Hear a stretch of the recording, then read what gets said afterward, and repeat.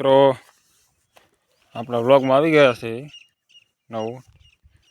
આ ખાતર છે આપણે જોઈ લો ઘઉં વાવેલા છે અત્યારે પછી આપણે આમાં ઉનાળામાં નવીન પ્રકારના ઝાડવા હોય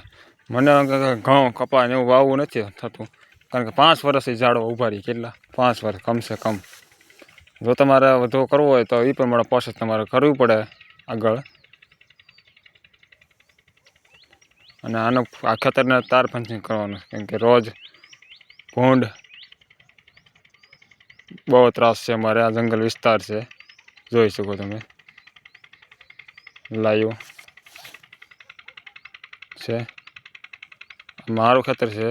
આ બીજાના ખેતર મારે વાવવાનું છે આ બીજા ખેતરમાં